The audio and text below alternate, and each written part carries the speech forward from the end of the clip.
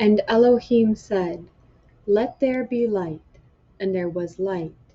From here, from the saying, we can begin to learn the secrets of how the world was created in details, because until now the creation was discussed only generally. In the verse, "In the beginning Elohim created."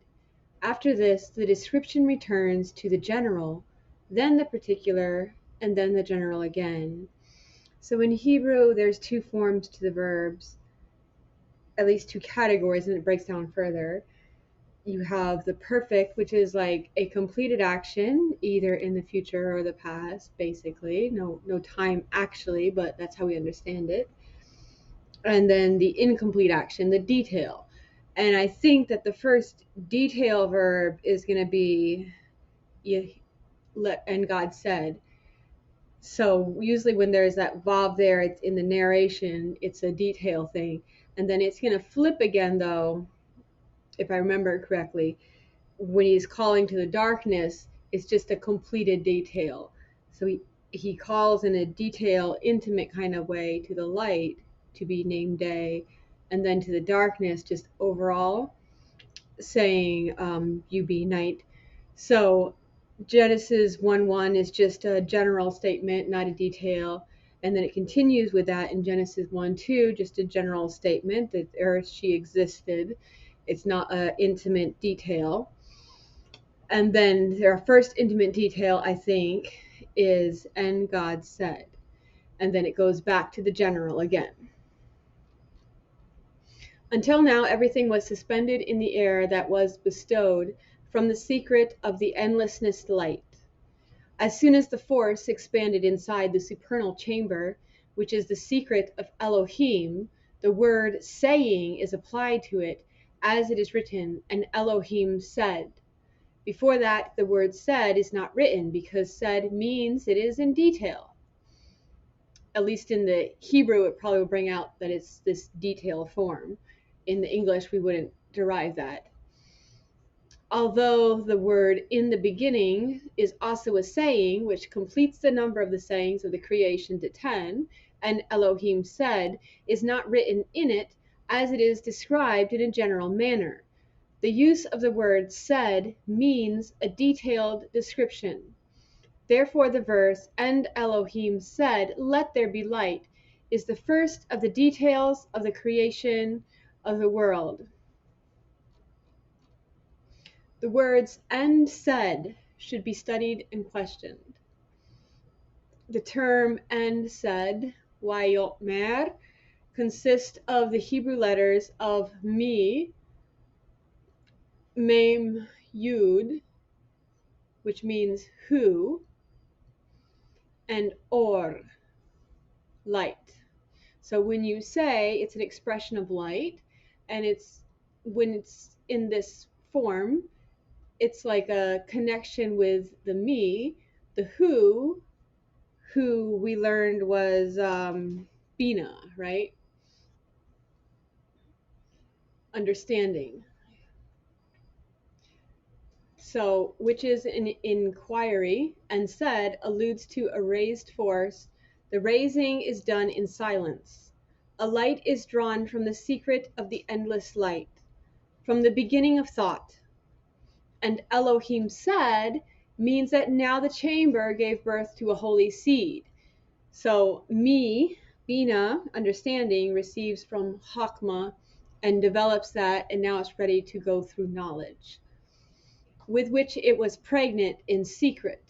And he who was born, namely the male and female principles, was heard without.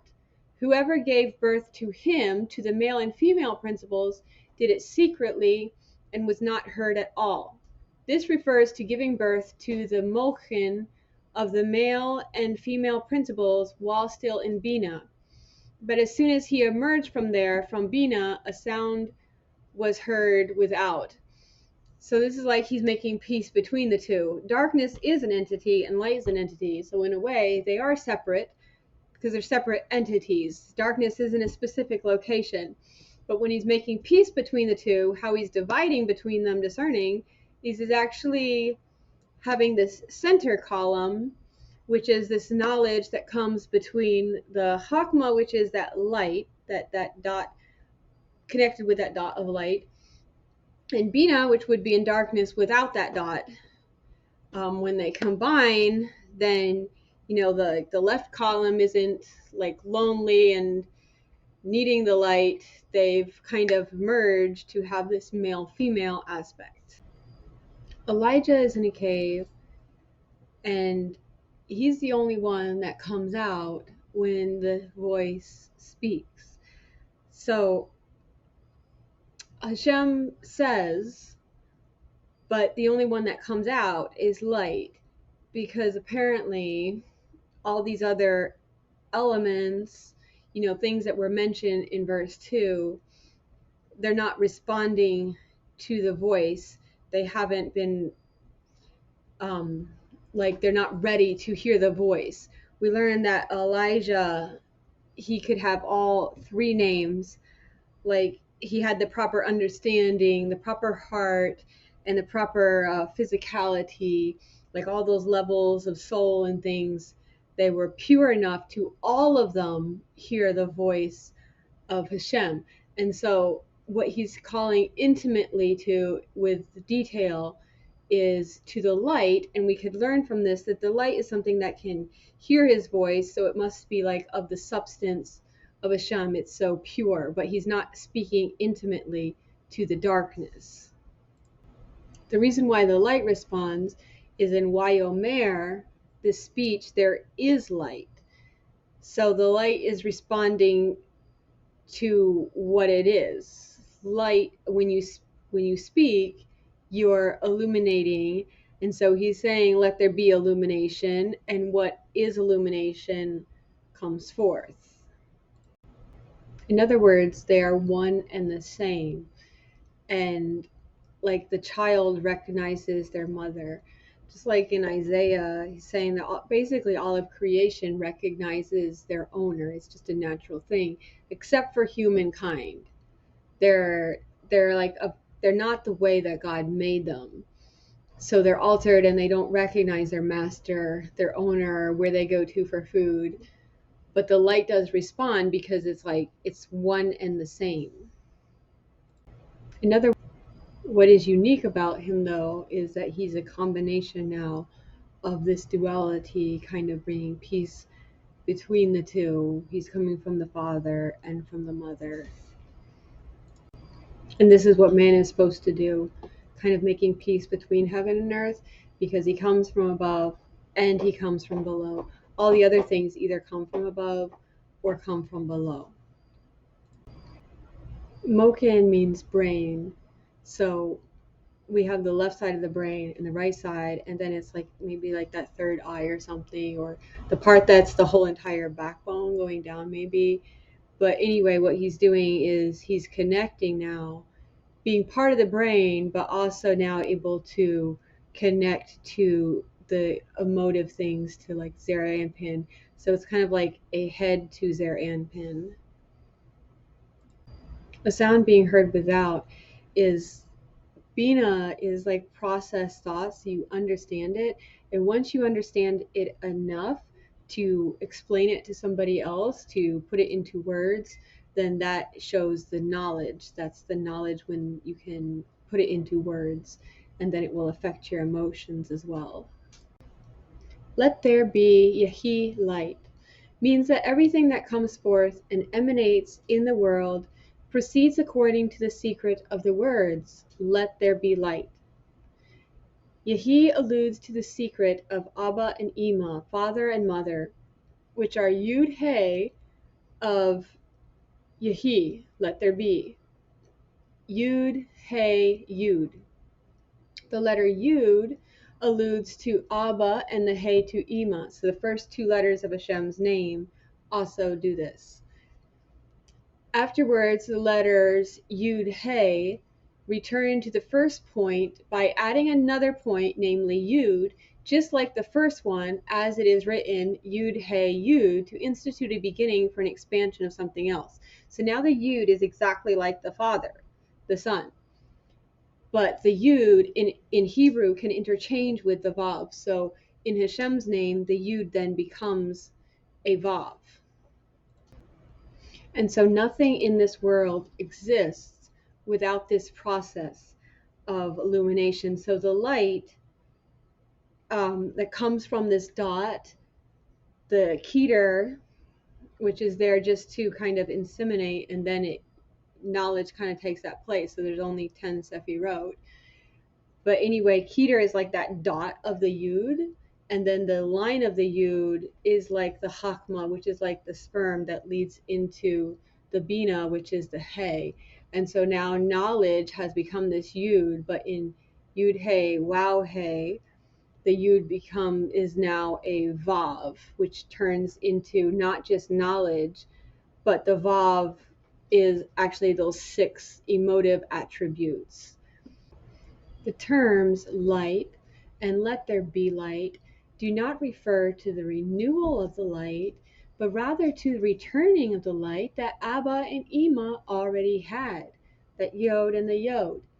But the expansion of this light that appears in the verse, let there be light, Aleph Vav Resh, is a most hidden secret, because it was the expansion that split according to the secret of the concealment of the supernal and concealed air. Awir. The word awir consists of the letters Aleph, Vav, Yud, Resh, and is Eric Anpin. It was split in such a way that there is nothing really renewed in the name Yud Hey Wow Hey. Rather, the perfection that was there before the splitting is now revealed. It first split and produced one concealed point from within its own mystery. It revealed the point Yud. As a result of this removal of the Yud from Avir, what is left of the original word Awir or Or, which is from the secret of the concealed air. So nothing changed except that now Eric Anpin is revealed, and that's what Messiah is. Everything that we have, it's not that we have a record of what he looked like, but everything that we have from what he said, from how he lived, is this manifestation, this exact representation of who the Father is. Zer Anpin appears to just be evolved to be those 6 attributes, but what we're coming across is that he actually does have like the intellectual connection.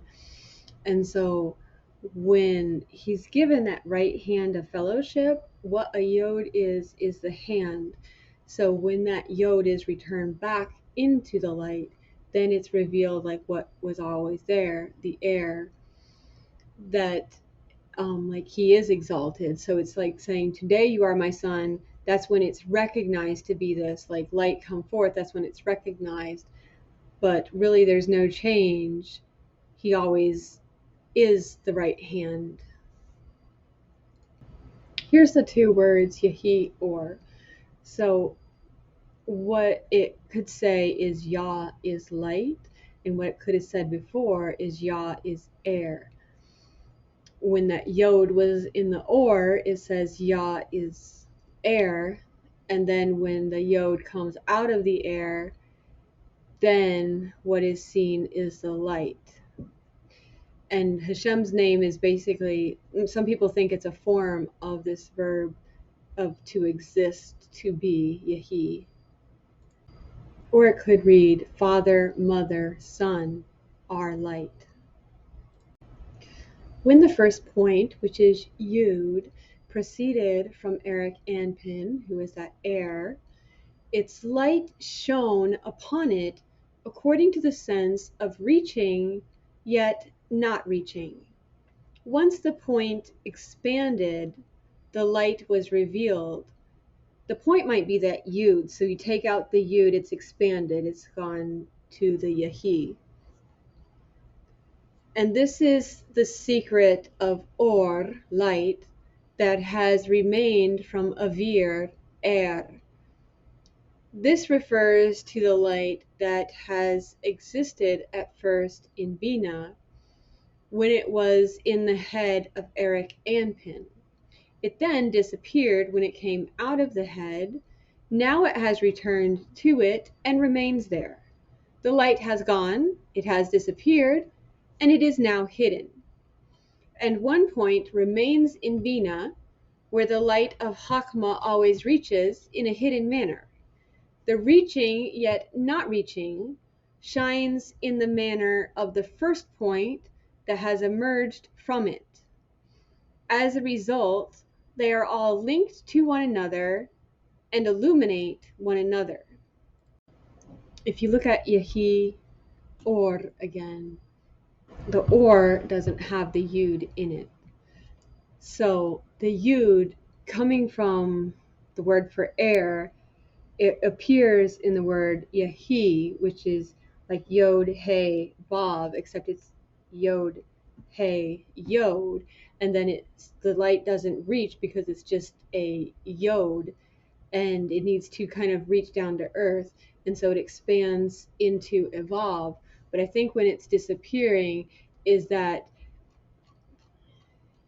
here, Yahi Or, the Yod is no longer in the light, so that Yod has disappeared, but it's now a Vav, like it later appears as a Vav in Hashem's name.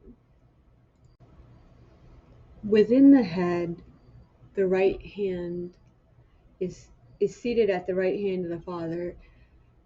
There is not concealment there, so they know each other. But what is concealed to earth is who is this right hand.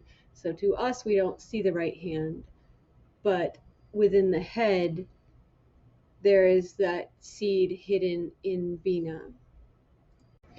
When it ascends to the head of Eric Anpin, they all rise up and cling to it. So it's like it descended, it ascends back to the Father.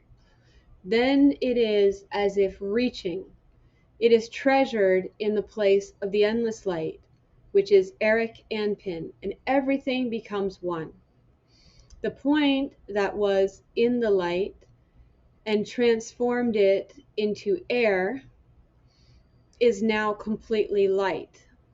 It expanded, and from this expansion illuminated the 7 letters of the alphabet, which were not yet solid but were still moist. So the Yod appearing is like the light being transformed into air and then disappearing again. Later darkness came forth, and 7 other letters of the alphabet came out. The firmament then came forth and stopped the dispute between the two sides. In it there issued 8 other letters, which added up to 22 in all. 7 letters from the right side and 7 letters from the left side jumped on the firmament and were all engraved on it, where they remained moist. As the firmament congealed, so did the letters. They were engraved and assumed their intended shapes. And there the Torah was inscribed, referring to Zer Anpin, which is called the Torah, to shine outward on the lower beings. He first descends in order to ascend, so he doesn't fully reach to above until he's fully reached to below. The left side is going to be the side of darkness on that tree of life. So like Bina, Gevora, and Hod. And then the firmament is what's going to be like aspects of both of those sides in the middle. So then it's like the firmament, which is kind of dividing between this light and darkness, because the left side is darkness.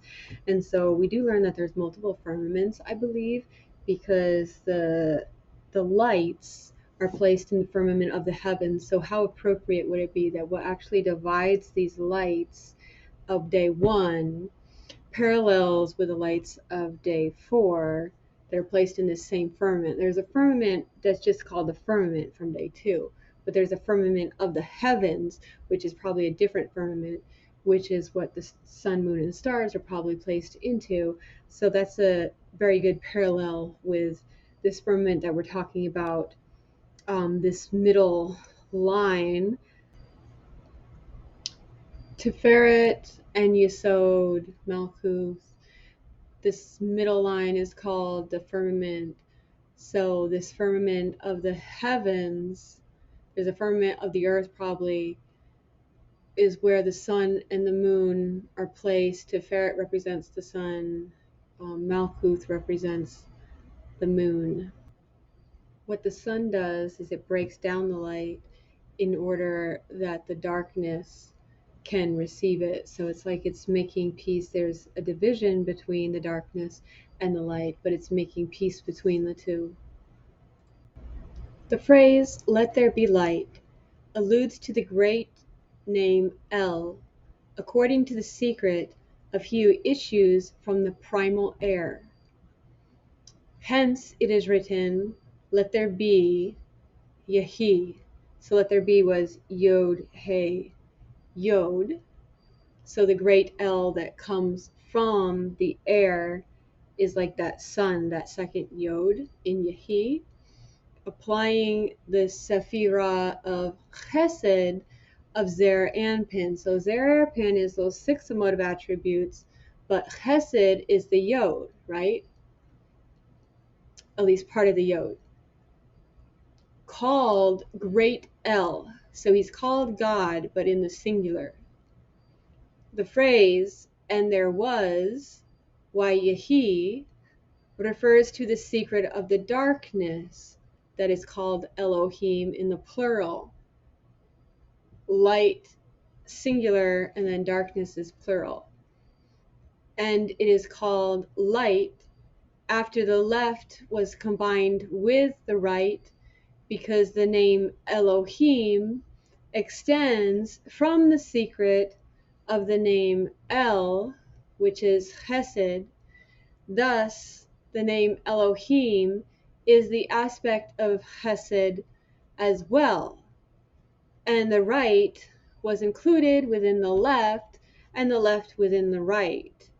Okay, so darkness, nighttime, receives light because it has the moon that rules over it, and I don't know if the stars rule over it as well.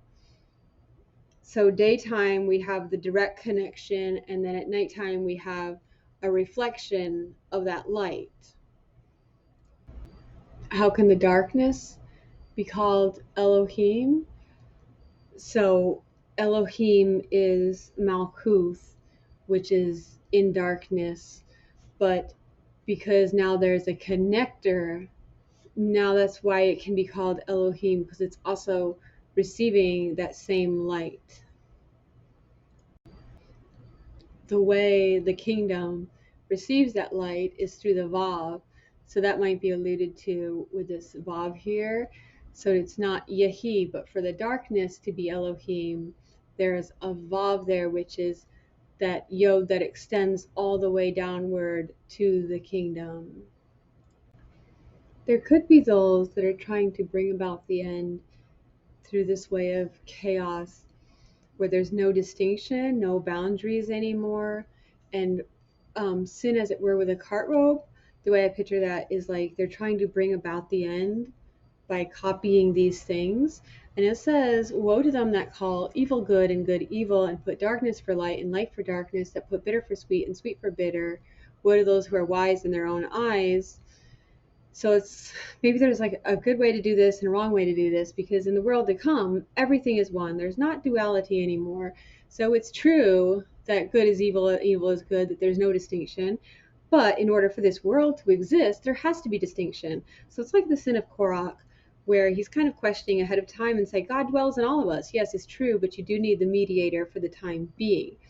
So there comes a time where, yes, only Hashem is king. We don't have a mediator. But for this world, for people to reach correctly, you'd be cutting people off if you introduce the world to come too soon. So that's why like Kabbalah is a secret in one way, but yet since it's like the time of Messiah is also to be revealed. But we have to understand that in this world, duality still exists. So for God, everything is good, everything is light. And for us, as we're connecting to God, this can be true. We don't want to cause confusion to those who aren't ready to receive it, because then they'll be like, wait, I can do whatever I want. No, that's not what we're saying. They'll misunderstand or something. And the verse, and Elohim saw the light, that it was good, implies the central pillar of Zer Anpin, which is Sephirah Tiferet in it. The phrase that it was good, said about Tiferet, means that it shone up and down in all directions, namely to all the Sephirot, Netzach, Hod, Yesod, and Malkuth. Tiferet of Zer Anpin is the secret of the name Yod He Wow He, which includes all directions, right and left, front and back, up and down. The words, and Elohim divided the light, means that he prevented this dispute between the right and the left so that everything may be perfect. So it's before he divided, so the light is able to go everywhere, and that's what is good. And then this seems to be saying, like I was saying before, that his way of dividing was to put that firmament of the heavens up there, which kind of makes peace between the two, so there can be a correct transferal of light to the darkness, so the darkness doesn't get overwhelmed. If Tiferet is the sun, then it's basically in the center, like it's the heart of the whole entire body. And it says nothing is hidden of its heat when it's talking about the sun in Psalms. So that's why it's good, because it's giving light in all the directions. And Elohim called, etc. He asks, what is the meaning of "and Elohim called the light day"? He replies, this means that he called and invited it to bring forth from within that perfect light that stands in the middle, referring to Tiferet, one light. And this light is the foundation of the world, upon which all worlds are erected and from where all the souls are born. From this perfected light emerges the central pillar, the foundation of the life of the worlds, this being the day from the right side. The words, and the darkness he called night, means that he called and invited it, bringing forth one female from within the left side, the secret of darkness. This female principle is the secret of the moon that governs at night. For this reason it is called night. And this is the secret of the name Adonai, and the name the master of the earth. The right enters into that perfected pillar in the middle, where it is included with the secret of the left, namely Chesed of Zer Anpin, which also includes his Gevurah. Okay, so he invites Tiferet to turn into a Vav, to shine all the way down to earth, which is the kingdom, which is the moon, which would be darkness. And he invites the moon to receive that little beam, one beam of light, which is the Vav. And Adonai is the Lord, so he makes him like master of all. So it's like this Messiah kind of image.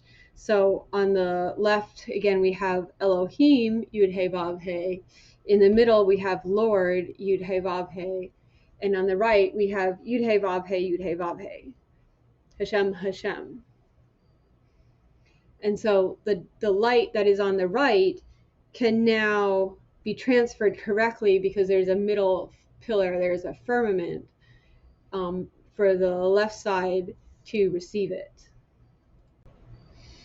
He has the moon go through times of lacking, and so he says to the woman that your desire will be for your husband, and yet they also rule together, because the moon, when it's full, it's like the same shape, the same amount as the sun, but like the desire is to receive that light that the husband, the Lord, is able to break down from the Father to give to the feminine.